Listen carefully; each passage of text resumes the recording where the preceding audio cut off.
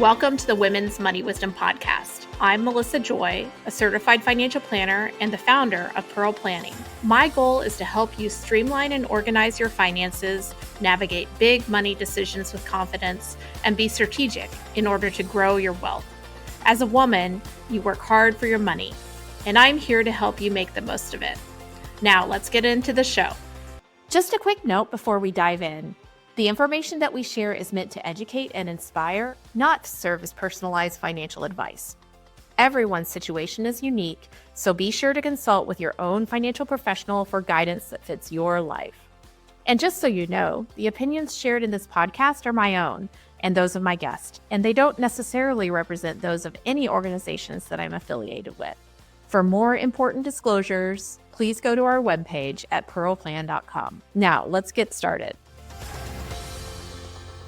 Welcome back. I'm so excited for this week's episode because we're going to be talking about ways to start a business through franchises. And we have a couple here today who are both professional experts all about franchising. That's Alex Roberts, as well as his wife, Julie Roberts, who is co-owner of their new franchise in Ann Arbor, Michigan, the Milkshake Factory, which we'll be talking about. So experiences of how to get into the business, as well as what it's like to be a franchise owner. So Alex Roberts has entrepreneurial experience and is the founder of the Franchise Playmaker. And his wife, Julie, is the founder of Kindling Creative, which is a graphic design and marketing company. Alex, Julie, welcome to the podcast. Thank you. Thanks for having us. Hello. We're so glad you're here, and we're going to be talking about franchises today. And Alex brings the decades of professional experience when it comes to franchising. And correct me if I'm wrong, but you're a consultant to people who want to start a franchise. Is that right? Yeah, that's what I've been doing for the last 9 years, Melissa, is helping people find their ideal fit in franchising, people that are interested in owning their own business, but aren't sure where to begin or what franchises would be a good fit for them. And, there's over 4,000 franchise companies registered in the United States. And you can go online and go down Google rabbit holes and spend hours and hours. And you can't really evaluate or understand a franchise just from an online presence. So having somebody with, 22 plus industry, years of experience in the industry, is very helpful. And, one of the best things about my services too, Melissa, is they're free. People don't pay me a nickel. So, it's kind of nice to, be able to help people achieve their goal of business ownership, and it doesn't cost them a nickel. So then you get compensated by the franchises that they ultimately place themselves with. Is that right? Exactly. So I use the analogy of a realtor all the time. Yeah. If people are looking for a house, you don't just go out, drive around looking for sale signs. Usually you meet with a realtor who knows the inventory, knows the industry, knows, the area. And they talk about how many bedrooms do you need? How many bathrooms? Do you need an attached garage? Are the schools important? And have you thought about property taxes? And what do you approve for in a mortgage?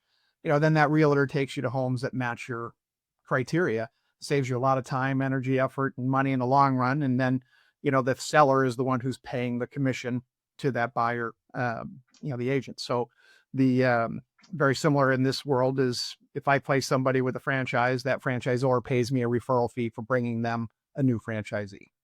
Makes sense. And I would assume that one of the advantages potentially of franchises are there's a business model that has been proven to be scalable or usable. And so you're not starting from scratch when you want to be an entrepreneur. Is that one of the kind of selling points, and what are others? Yeah, absolutely. I mean, a lot of folks that I work with are, I guess, traditionally 45 to 55 years old, right? Mm-hmm. They've worked for others their whole life. They've made good money, but not to the point where they're ready to retire.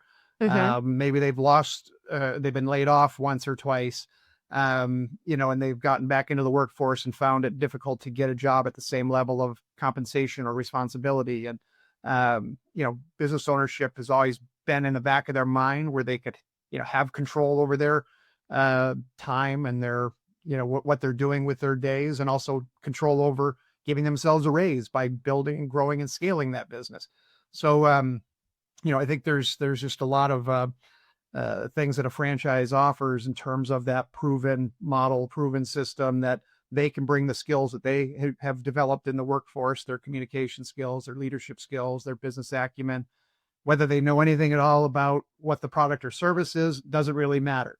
If they bring those leadership and communication and business skills to a franchise, they apply that and, are generally going to give themselves a better chance for success if they have those skills rather than, because usually the employee isn't the one or the franchisor isn't the one going out and doing the actual work. They hire employees to do that, and they're the business owner. Makes sense. And even the marketing too, that acumen that you bring to the table, Julie, of being able to get the message out is certainly important as a business owner as well. Yes, it's very important. And I think a lot of people don't realize that people aren't just going to start coming through the door, especially with retail, just because you're open or you have a for open sign. And marketing has changed so much. I mean, I'd been in the business for 30 plus years. And I remember when, websites were the latest hot thing, but now, you got to work with influencers and you've got to have a great social media presence, and even all the community outreach makes such a difference too. So there's so many different facets to marketing, and it's nice because the franchisor really helps guide you and give you advice and keeps track of what's the latest and greatest and what we should be doing. So it's nice to have that. But you still have to do it. The franchisor gives you that roadmap and things. And this is part of, the one of the things that just I like to educate my candidates on is that when you buy a franchise, you don't just turn on a spigot and money, starts pouring through it. Right. You've got to work that business. You've got to be, involved. And in particular, as Julie was talking about with the marketing piece, the franchisor has branding materials. They have, assets, but, you as the franchisee need to implement that in your territory, in your community, and get things done. Yeah, that makes sense. And some things have sweat equity. Some things are like authentic, on social media or with influencers. Sometimes you can build a brand or voice that is uniquely you, that works with less cost. But a lot of times you need to put, your money behind it as well. Both, I'm assuming, through your contract with the franchise that you're working with, as well as sometimes on your own profit and loss statement. Is that right? Yeah, the franchisors are going to have a recommended marketing spend. Here are the things that we had known works in our other units, right? And here's kind of a recommended spend. And most of them have a minimum marketing requirement in the franchise agreement. So you need to spend a minimum of this, because a lot of times franchisees will get upset because the phone's not ringing or people aren't coming through the door and saying, hey, I just put a sign up and I can't believe people aren't here.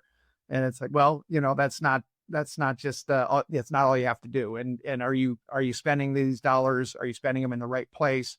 And are you actively getting out in your community? Like Julie has been extremely active here in Ann Arbor with our Milkshake Factory franchise that, in terms of all the schools and teachers and, a lot of, rec and ed and a lot of different things to get people in to the building, because we need to get them in once. And once they come in, generally they're hooked and they're coming back. Yeah.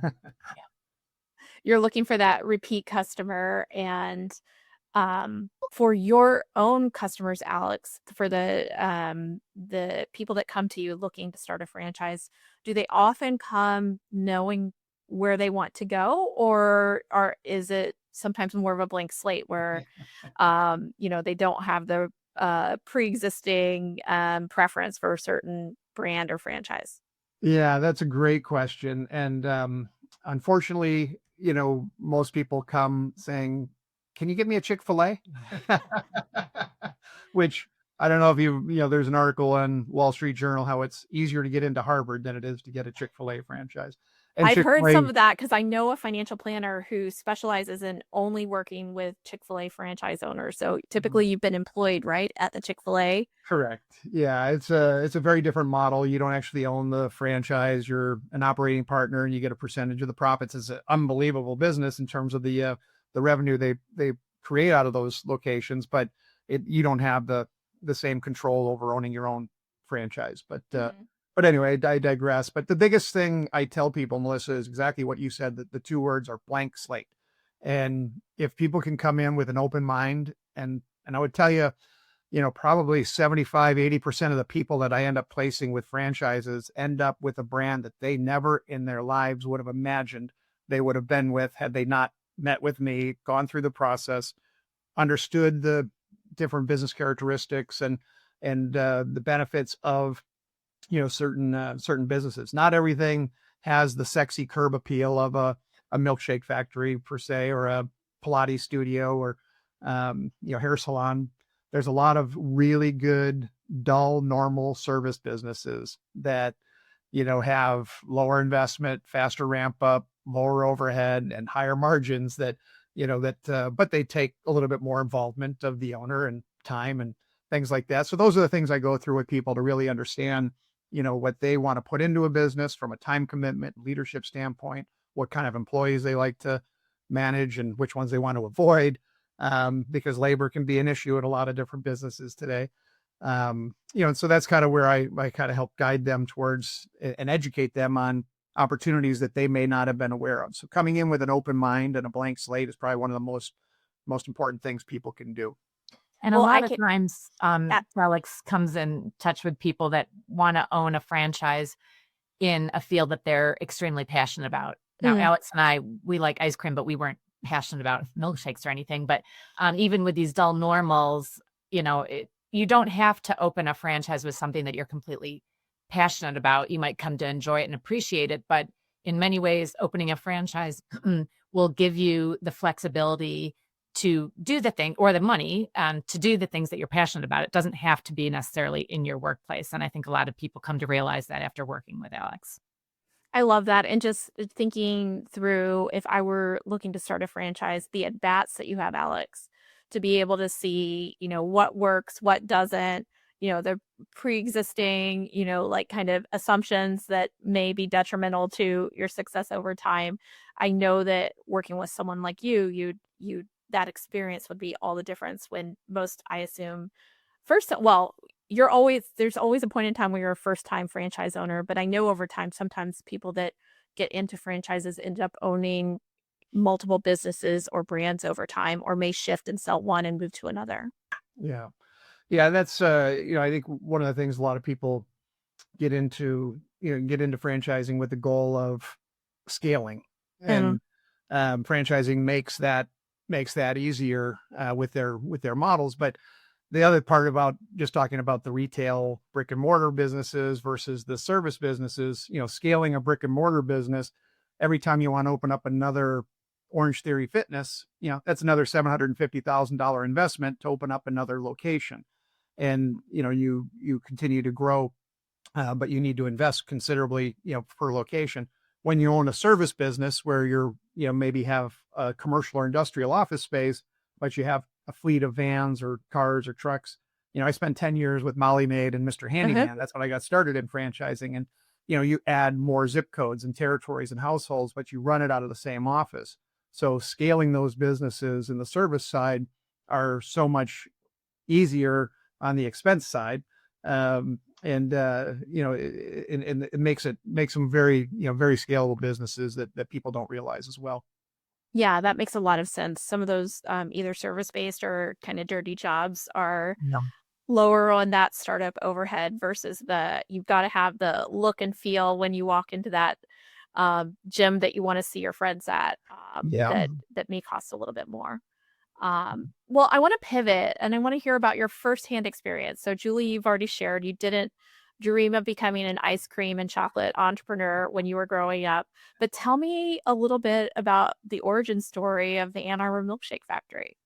Yeah, well, Alex and I actually had run across the Milkshake Factory years ago. It was kind of as the pandemic was ending, and we were visiting Pittsburgh because our daughter was visiting a friend at University of Pittsburgh. So Alex and I were walking around downtown, and we saw this line snaking around the sidewalk. So we're like, oh, I wonder what that is. And then we saw this place called Milkshake Factory, which we thought was such a fun name.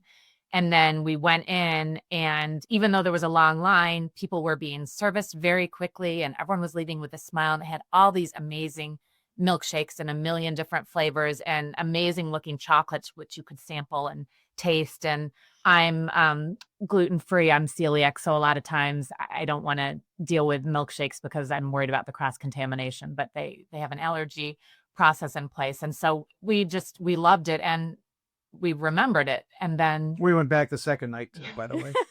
Okay, you found it in the wild and it was good enough to reserve some extra time for day 2. I love it. Yes. So at that point, it wasn't franchised. It was family run, 4th generation. The founders immigrated from Greece and they were chocolatiers. And eventually they decided to add on milkshakes, change the name. So they really started out with these amazing chocolates from family recipes. But then they decided to franchise. And the president is an Ann Arbor resident.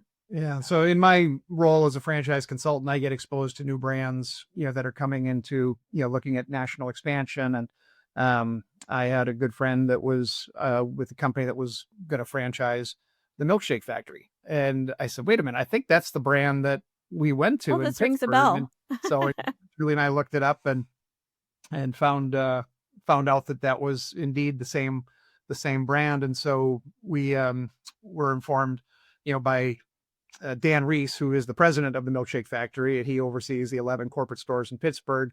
He relocated to Ann Arbor and was looking to open up a location here.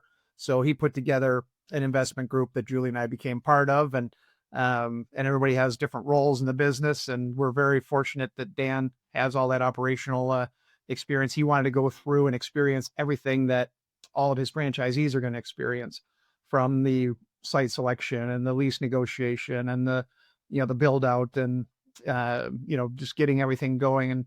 And then we're thankful that Julie has such a great marketing and advertising background that she's brought to the table. And, so it's been a lot of fun to be part of a local community business with a franchisor that, is in a very significant growth mode right now. And they've sold about 150 locations across the country. And I think there's about 20 of them open right now, but each month there's like 3 or 4 more opening each month, as it takes about a year from the time you sign your agreement until the time your business is open.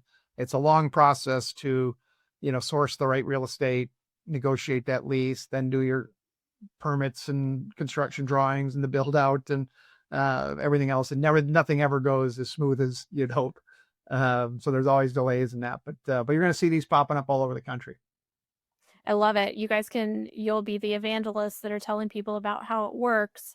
What were your surprises, both on the upside of, I didn't think it, whether it was this easy or this good, and also like, this is a pain. I wasn't expecting this, even though I'm an expert in the field. Well, tell me a little bit about your experiences there.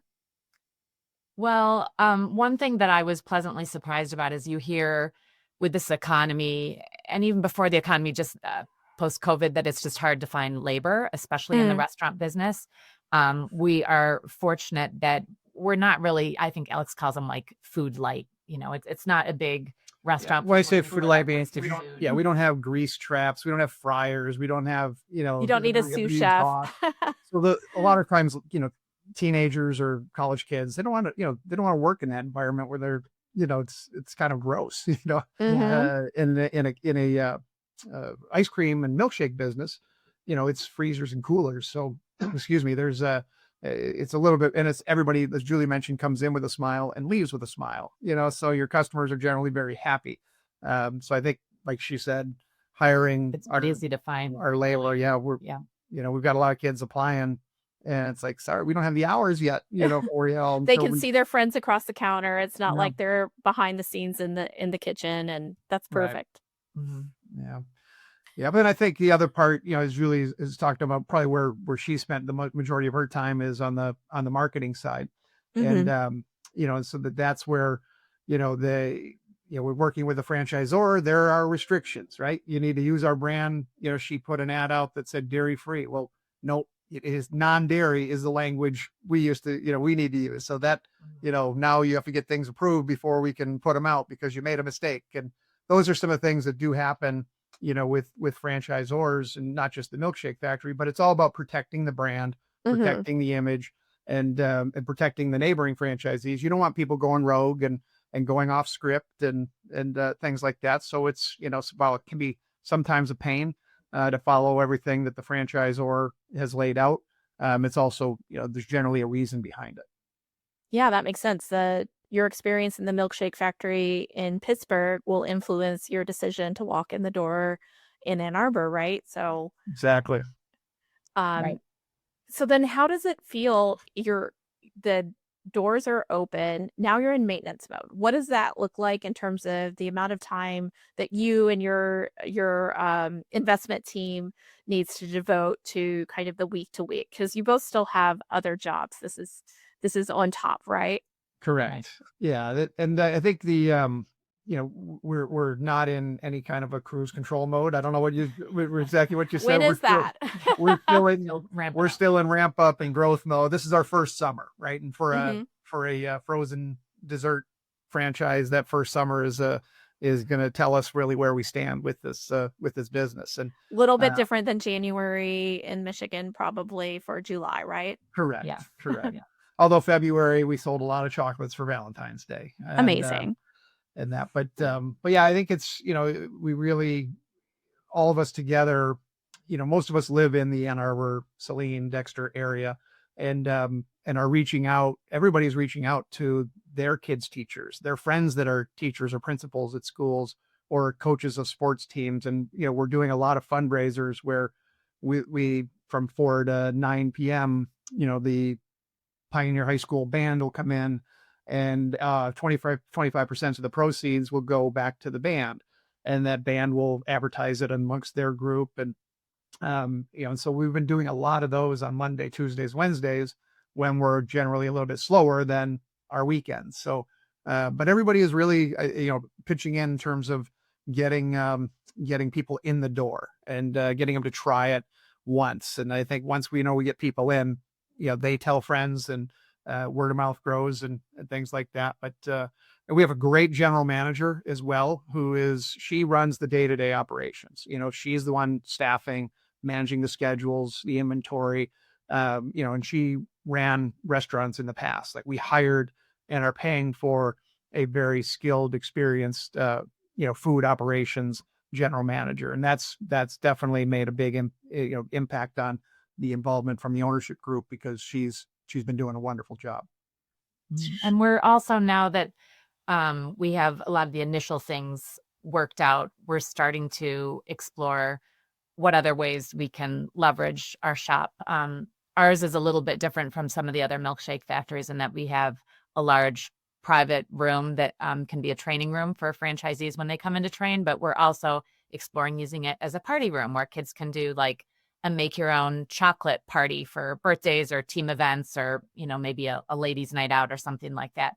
And so we're just starting to work on that and market that. And another one of our partners thought it would be neat if we had one of those signs on the highway where when you're exiting, it says, here's gas or restaurant or whatever. So we're on one of those signs for M14. So coming up with new ways, we get guidelines from the franchisor about marketing ideas. Every month they send ideas, but you can also come up with things on your own as long as they're within, brand standards and all that. But there's always new things you can be doing, and that's ongoing. But I think that's so fun. I mean, I'm in the Milkshake Factory a few times a week, meeting with people and taking content for social, or meeting with influencers, or just coming up with new ideas. And I think it's really fun.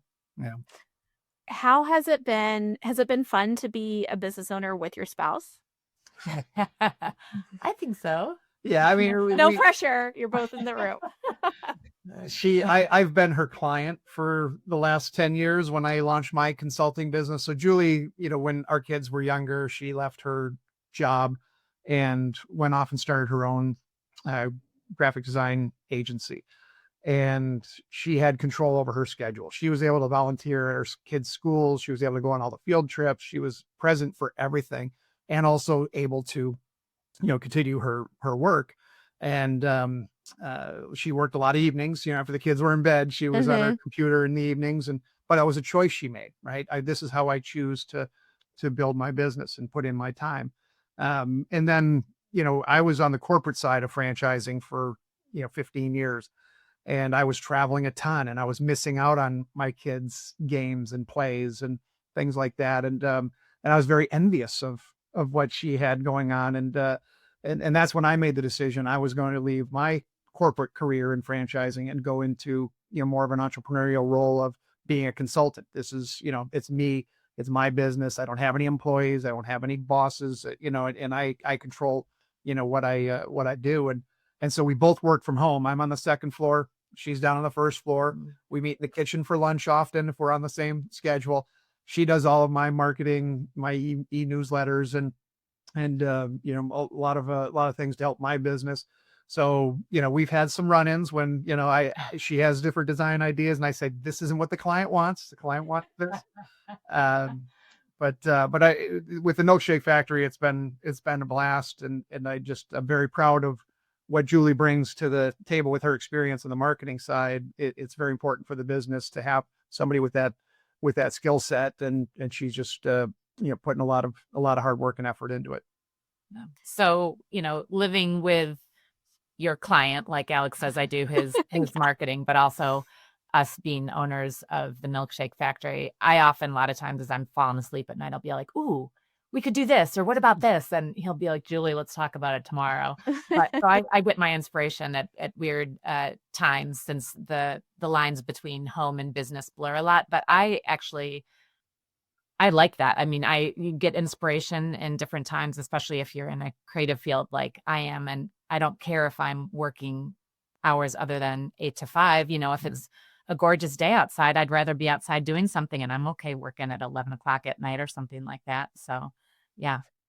I love it. And for everybody listening, you should check out Julie's website, which we will include in show notes, because Kindling Creative, if you're local to Southeast Michigan, you probably recognize, I think you did the branding for the bicentennial for Ann Arbor, a lot of things around town, both for businesses as well as institutions. So really great design and design sense, which I know is a secret weapon that you guys have for Milkshake Factory. And before we wrap up, I want to pivot just a little bit and go back to just, the potential franchise owner that's listening in. What, Alex, do you see as traits that make you potentially be a more successful franchise owner? And then also, what are some of the pitfalls that may make, the potential ownership a less enduring business or venture for a person or a family? Yeah, I think, as far as franchise ownership goes, there's, when I meet with candidates and I go through kind of the biggest thing I want to understand is, what are you looking to accomplish? Like, what is your need to own a business? Like what is it that, and sometimes it's money, right? Mm-hmm. Most people get into business because they want to make money. Other times it's, hey, I have enough money, but I want to stay active. I don't want to just, not do anything all day. I want to own my own business that, sometimes it's legacy. I want to create a business that I can pass down to, the next generation in my family sometimes, or, it's just, hey, I've always wanted to own my own business and never had the chance. So there's so many different reasons for people that want to get into business. And if you don't have a real compelling reason, usually you don't end up buying a business, right? Mm-hmm. It's kind of like, I've always thought about it, but, and then once they get into it and they realize how serious it is, maybe it's not for me, and that's okay. That cost of entry, that check you're going to need to write, or those checks, right? It's not financial commitment, but it's also the time commitment, right? Mm-hmm. It's not. There's no such thing as absentee ownership or passive income. As we were talking before in franchising, there is what we call semi-passive, where you have a GM like we do with the Milkshake Factory, who's running the day to day. The owners have different involvement, in the managing that manager, but it's all about educating these folks on, what it takes in certain business models, and what are you willing to put in to that business model, from a time commitment, from a financial investment, and what are those skill sets that you bring to the table? Are you a team builder? Or, I have a lot of people that were in IT or engineers that are being laid off, and a lot of these folks don't have great communication skills, or people skills, I should say. I'm not stereotyping or cornering everybody into that box, but some of these people are like, I don't want to deal with people. I want a business where I can do it from my laptop or my computer. And, it's all about finding what's right for them and what's right for their skill set and their goals. So, there's just such a wide variety of opportunities. And I've spent over my career, about half of it in the service businesses and half in brick and mortar retail businesses. And so I have a pretty good, understanding of what it takes both financially and from a leadership and skill set standpoint. But yeah, I think, most people that are in their, 40s, 50s, have something to offer.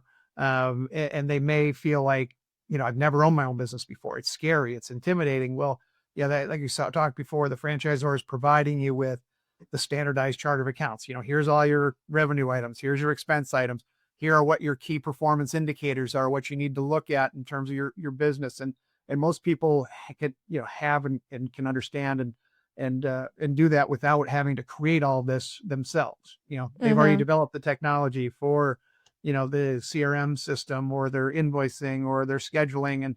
And you just need to get trained on that software system. You don't need to go out and create and find out and source your own software. Right. So the franchisor has built this package and people can come in and the one thing I didn't mention, that I do just want to make sure that people understand is that when you start looking at franchises, the most important part of it is what we call validation. And that's where you get to talk to other people that own that franchise in other markets or other states or, wherever it is. But you get educated from the franchisor about, what does it cost? How much can you potentially make?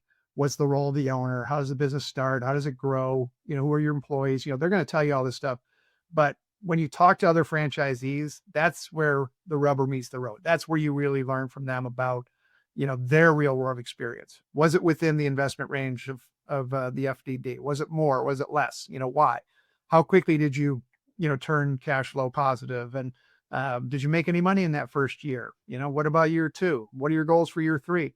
So you get to learn and talk to, franchisees and get that real world experience from them, which is so important in that research and due diligence process to understand, to say, do I have the same, skill sets or the same personality or the same traits that these successful owners have? Can I see myself doing what they're doing? Or do I share, similar concerns or issues with some owners that might be struggling, and I understand why that's happening. And that's, that's not, maybe this isn't the right thing for me. So that's just a big part of the process I wanted to make sure people were aware of. Yeah, and I'm sure you also can see from, kind of the packages that are offered and what the brand brings to the table, some experiences of, hey, make sure you ask this or we'll ask this and Right. things like that. Because I'm sure not every brand or business is exactly the same in terms of its, kind of potential for success or possibilities. Exactly. Yep.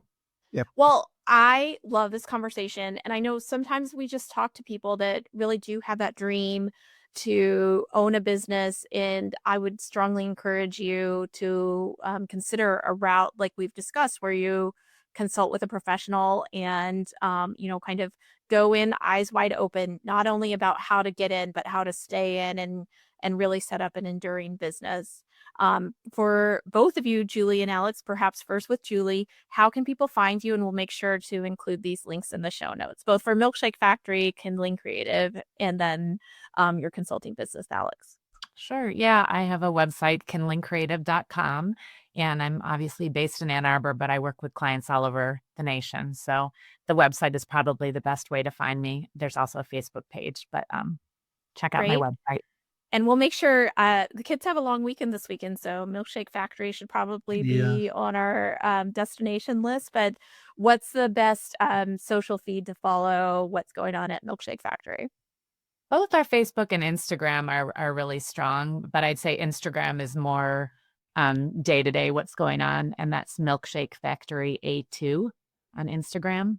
Perfect. Yeah. And then, Alex, how do people contact you if they're curious about owning a franchise themselves?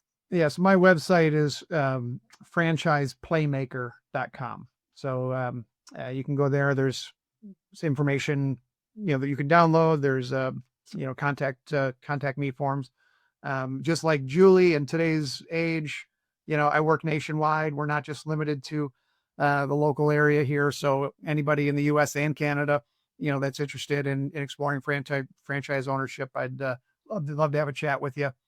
And I'm not selling timeshares. It's not any kind of high pressure sales pitch. It's all about offering good, solid franchise advice. And I know not everybody I work with ends up investing in a franchise, and that's okay.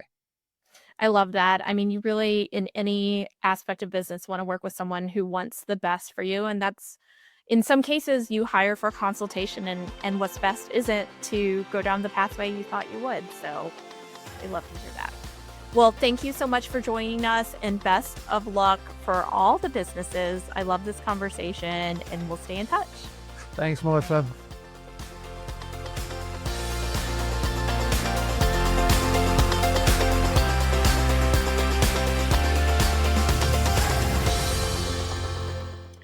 Thank you for listening to the Women's Money Wisdom Podcast. If you found value in this episode, the best way you can support the podcast is to forward an episode to a friend or leave a review. Go to pearlplan.com and the podcast link to get all the resources and links mentioned.